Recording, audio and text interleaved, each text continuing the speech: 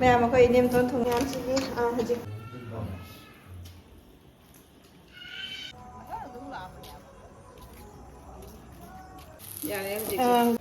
mẹ em xin cái này đấy bây giờ thùng mà đâu lôi ra đây gì Hi ma'am, ma'am ngasi video na mo mga puno lang sa de. Ado ngasi video sa di ma'am.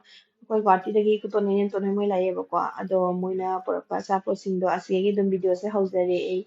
Una mo lak gi video do de number nang ho dare ba kwa. Ado se sa mo na ne. Asa po yam po ye ba kwa sina kan ne ba gulab jamun mo gi daba da jaw ba do. Sina bigyan ne si bigyan da kuwa wa mani ma'am. Gwati gi ne ba kwa sa yam hawe.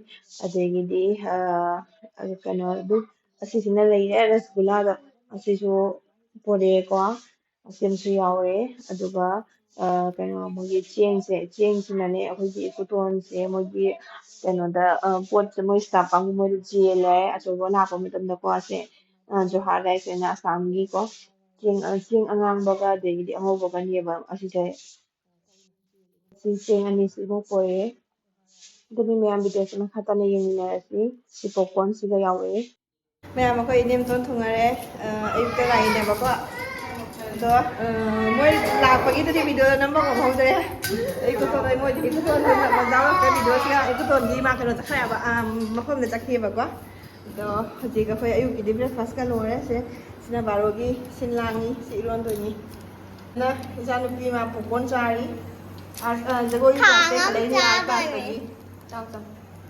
Một bốn nói bốn bây giờ. Em xin đi hજી akwai na ikuto na mo puro kwa cha ko ni ko na ka de jin ni to ri ba ko. Ni jin na cha ko do ni. Si kana nga le si nga le khom do ni ba. Ni khara cha ko ri ba ko ikuto ni my friend khara. Te de ko family ko cha de ni. Je si kana le. Sang nga ni ma ko da khang ko pizza ma ko do ni pizza ni ba. Du na ba ko ju ba.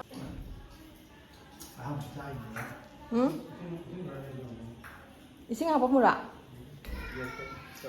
Nanti Maya mau bola.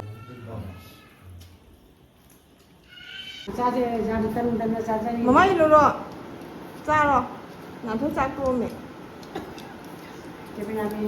Nanti capo lo, coba. Sana itu tinggal mereka. Sao bây giờ đi xích tan này có sai không? Không ra rồi lối ra đấy. Sao không có nào? Nó mà nhiều ngang. Không đi lấy tiền mà không đi mai không đi là. Cái này là bảo cái mà nó không thấy nhiều nó xích ta liền. Mà sao nó ra cái top cái nó sao? Cái này là ra rồi video đó chào của các lối nó. Cái sao chưa? Tụi mình nghe mà có trao có tụi bà.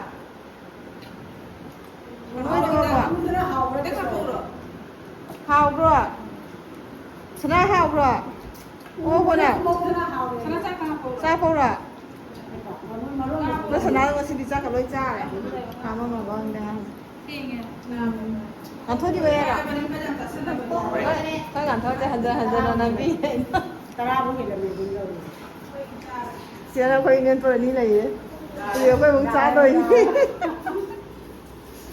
Ma'am sandagi nga ma'am sige video sana mathang na video niya ba ko ai video sa yam sang na din number do namdre ba sum macam mate ai na khara dum capture tab da dum thanga chara pani ba ko sandagi si tok nei ne khoi koi ba inim to ne che man ne khoi oh jani cái này is make iseng sing đi chơi sao tao đây cái nấm tàu là ra là này aiพูดอย่างเงี้ยoi chen ngi no an tan chen ngi le oi ta sieng ngi Đang từ thôi. Nghe mà chiên người ôi nó biết nào sao nào con cần nó chiên mà đi bố nó chiên gì gì đi cái chân đi nào 1 2 3 này chiên đi bà lao cô coi cho nó xin nào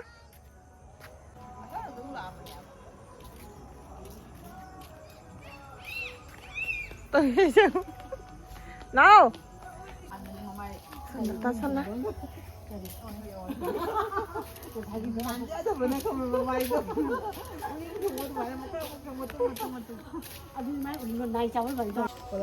mình xin đấy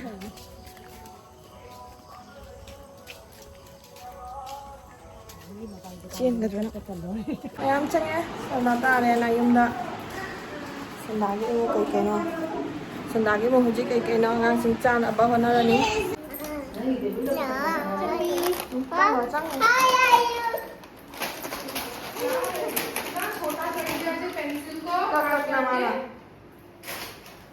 कमाई वो sharp तो विनो सी बोल है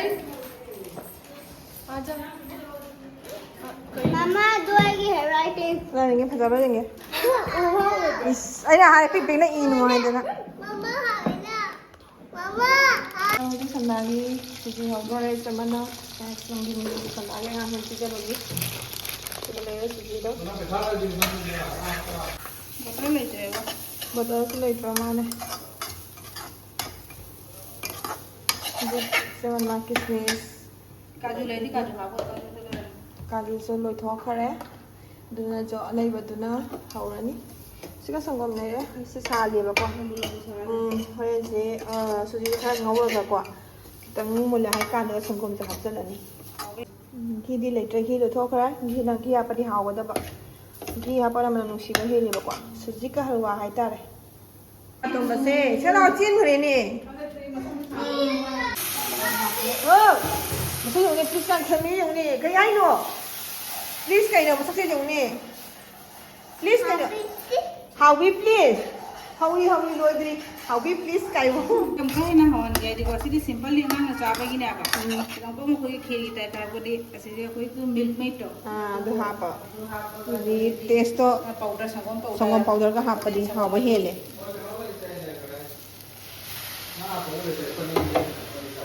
ना वो ना तो वो ले जाए ना खाना था नहीं क्या लोग ना लोग का हुई नहीं लो यार ये मुझे Hujik yare me amule hujik. Soft तो है आपको चे Jadi ayang sinda hai ba pizza ni. मैं मैगी लाइक पार का पापा हलवा नी jadi matang-matang kelas tes belum terjadi ya aku lah menjan batu ni nggak saya cak tuh itu yang tahu biasa macam Sa na ta hau ni. Ta ton khang ke sin ma na na ga. lu begitu ni lagi panen yo hanu di kalu dah Hoi tuition teacher ni. Hujik pizza tuition teacher da. Nan thôi, hau ra. kayak apa Nah, ini mana Cha cha lên đi cha. Mà nghe huy dùng. Nó bốc la mẹ mà qua. Mà để suji jam pa mẹ ba tôm mày. suji labar ni ꯑꯗꯨ ꯃꯣꯏꯅꯤ ꯃꯥꯅ ꯉꯔꯥꯡ ꯍꯥꯏꯕꯗꯣ ꯅꯪꯒꯤ ꯆꯥ ꯆꯥ. ꯊꯅꯝꯃꯣ ꯑꯩ ꯍꯌꯦꯡꯅ ꯑꯆꯥꯄꯣꯠ ꯄꯤꯔꯛꯀꯦꯅ ꯍꯥꯏꯕ ꯀꯔꯤ ꯄꯤꯗꯣꯏꯅꯣ ꯁꯨꯖꯤ ꯇꯧꯅ ꯄꯤꯔꯛꯀꯦ ꯀꯥꯏꯅ ꯍꯥꯟꯅ Mẹ đi sân đá đi cha bên nội đó. Sân đá đi cũng hậu rồi. Rồi sân đá đó nó hujik paneer thong ani ite na le bo ko paneer se. ada daily pro Hả? daily pro kala À na masan le de ma gi thang na ba do. Ase tomato le tilo. Adagi sanam khara hujik mo te pa singa yaudri. Adagi maya horen recipe se yang mina si ba thong da. Thong ma di. Khoi cha mana thong ani ma thong mana hao ye na ma wut da thong di ma wut da thong ani ko myam tang na. asi hai la kan ya moi ngan thok to university thungal liba Hào vậy xem mà hỏi mà thùng mà không ra. Rồi trên đây chỉ nào giá với cái bà đàm này. Mình chỉ đâu sử dụng là cái này. Ra tôi đi hào vậy bây giờ mình phải hào là sao đây. Rồi chứ.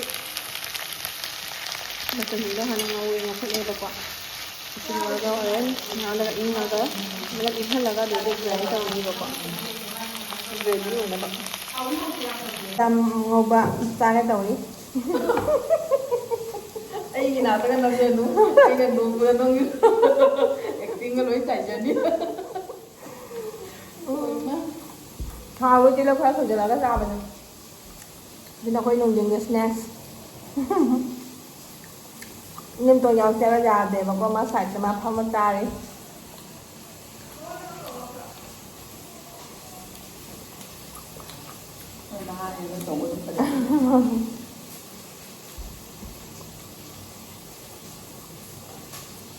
di kita nya king aku nak canggih kamera Hào rác cho mang. Mà đào mà cũng còn nắp tiêu. खजांनी समझेंगे कि मैंने तब तब तब नम खरे ai ni ki ki lu ni ko ke samjai wa mo li oi ba ni to cha ko maning ge mu sin mo li u ini panin ho ba ho ba le sai ni khai đầu đó sila khai dui ba ko singa ing hala ni chega le masala sin do paste tau re grind tau na singa alo ni ko alo sugar half tin do re na se ji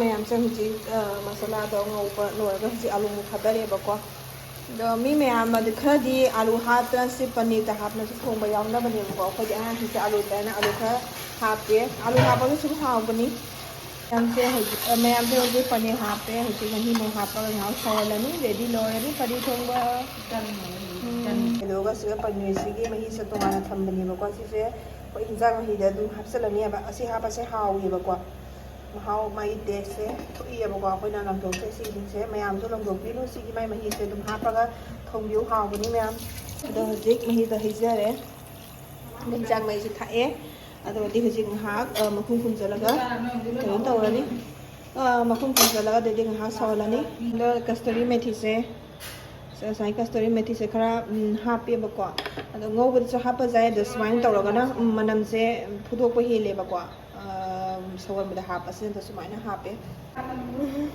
mẹ em sẽ là ăn ta khá tốt chơi vào quá vậy nên cô tôn sẽ mà tân chay vào nung ta là đồ ai người sẽ người sẽ xí điện tân chan đi vào để thổ vào đó đồ ăn ta khá tốt nó thấm mắt ấy xin là tân này hình lấy đấy xin ăn ta khá này giờ đấy xin này bốc ra tôi đi vào quá quay này bốc đi mà tân là cầm một giá đi vào hi bị sẽ chay vào quá đồ mà cái nào giang super này giang đi mà cái soya bean khá ngon đi Jadi mana sila ude ko hinja lo ni shawre mulani nai ne boki magi sa be de lai ka tin sa le ma tham tari yam ting de ba kwa sigi ta ngau bi ni magi na sila le sa bi ga ma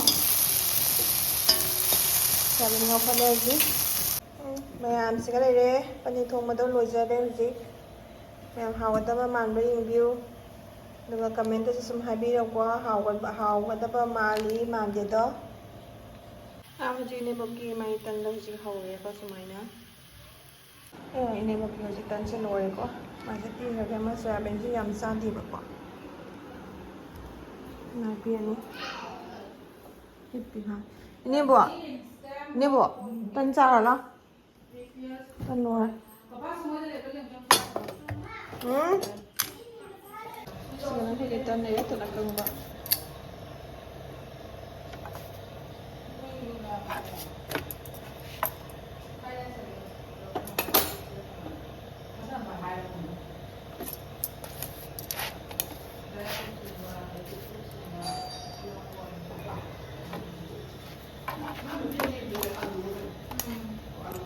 Ayan sih, penido lagi bakwa. Tadi ni kalau saya ni sih. Ubra, agaman.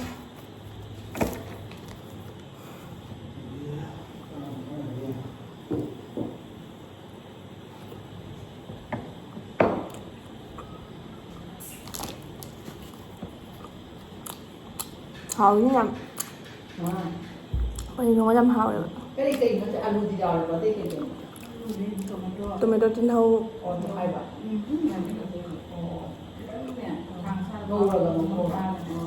Kali du HP ạ.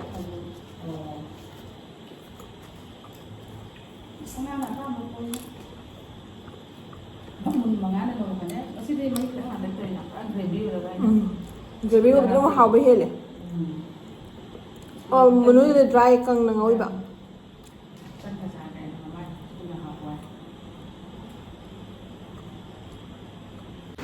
Jadi channel wala ba ko do sigi tharo ese hayang nunga ka thong ba gi ne ba ko ai nunga thong ani do sigi da itin thang ge to mi ne ba gi sing ja ra ka ba tin si da ko se tin thang thana mani kam bo in ko ino to ma sila to ni nge ma good night hai ro good night bye bye rồi ạ chị biểu ngon đây biểu tụm đi nghe mà tụm ngon nhìn rồi bạn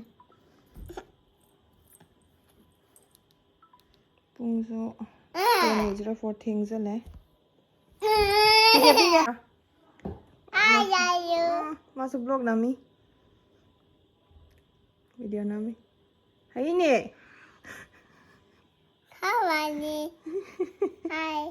hi tụm mà gì sự tao là gì See. good night Good night. bye bye Bye bye. good night hay good night Good night. Good night. mày làm good night Bye bye. Này cho nhà nào hết pro nào tụm mà gì nang tụm rồi nang imon đi hipo nang imon sẽ lấy đây hipo nào Hello.